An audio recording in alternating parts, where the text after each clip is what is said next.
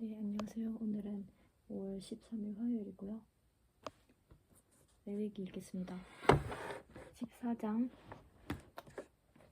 환자를 정하게 하는 예시. 주께서 모세에게 말씀하셨다. 다음은 악성 피부병에 걸린 환자를 정하게 하는 날에 지켜야 할 규례이다. 사람들이 악성 피부병에 걸린 환자를 제사장에게로 데려가면 제사장은 진 바깥으로 나가서 그를 살펴보아야 한다.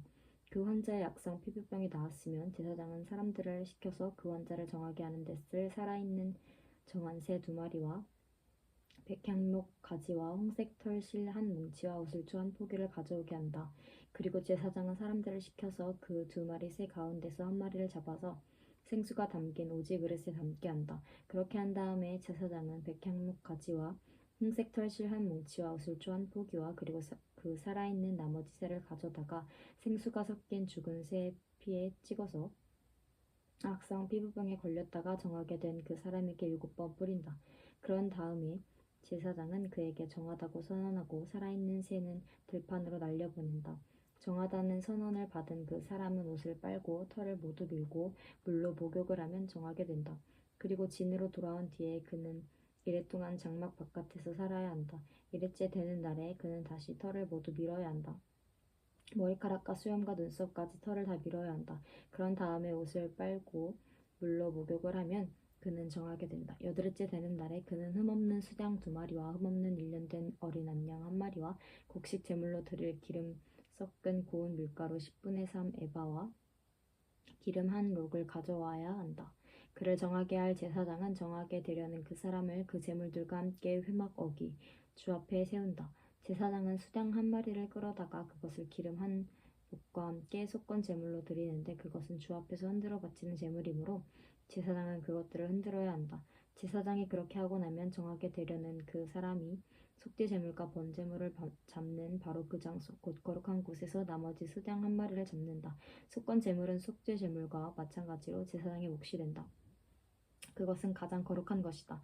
제사장은 속건 제물의 피를 받아다가 정하게 되려는 사람의 오른쪽 깃볼과 오른손 엄지와 오른발 엄지에 발라야 한다.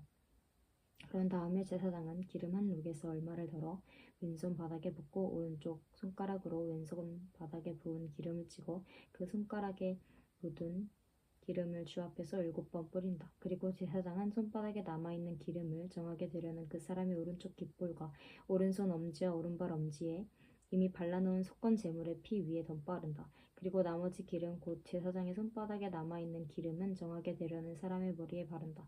그리고 나서 제사장은 주 앞에서 그 사람의 죄를 속하여 주어야 한다. 부정한 상태에서 이제 정하게 되려는 그 사람의 죄를 속하여 주려고 제사장은 속죄 제물을 드린다. 그렇게 한 다음에 정하게 되려는 그 사람이 번제물을 잡으면 제사장은 번제물과 곡식 제물을 제단에 드린다. 이렇게 하여 제사장이 그의 죄를 속하여 주면 그는 정하게 된다.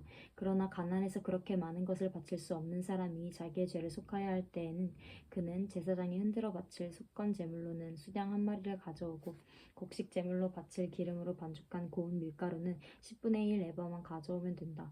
기름은 마찬가지로 한 룩이다. 힘 잘하는 대로 산비둘기 2마리나 집비둘기 새끼 2마리를 가져다가 1마리는 속죄 제물로 다른 1마리는 번제물로 바치면 된다.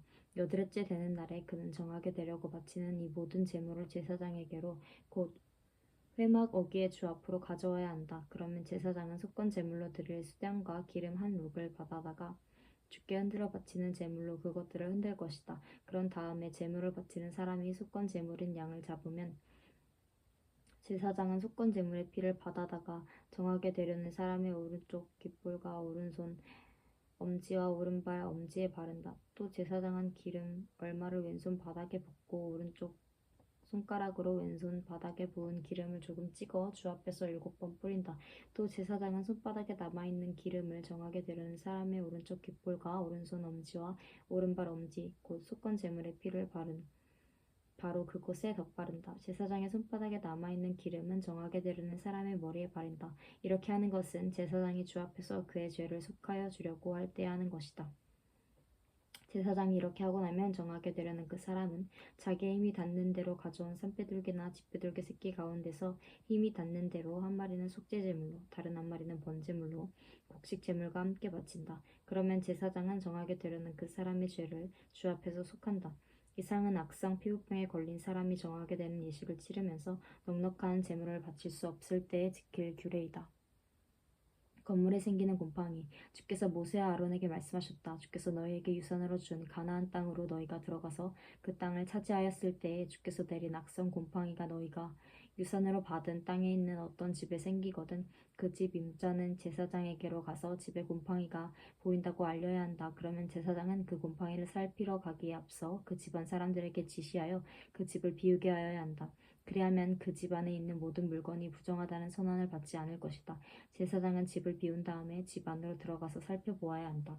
제사장은 곰팡이가 퍼질 곳을 살펴보아서 그 집 벽에 곰팡이가 퍼져 있고 그 자리에 푸르스하거나 불그스름한 점이 생겼고 그 퍼진 자리가 벽면보다 오목하게 들어갔으면 제사장은 그 집 문 바깥으로 나가고 그 집을 이래 동안 잠가두게 하여야 한다. 이래째 되는 날에 제사장이 다시 가서 보고 그 곰팡이가 그 집 벽에 퍼졌으면 제사장은 사람들에게 지시하여 곰팡이가 묻은 돌을 빼내서 마을 바깥에 부정한 곳에 버리도록 하여야 한다.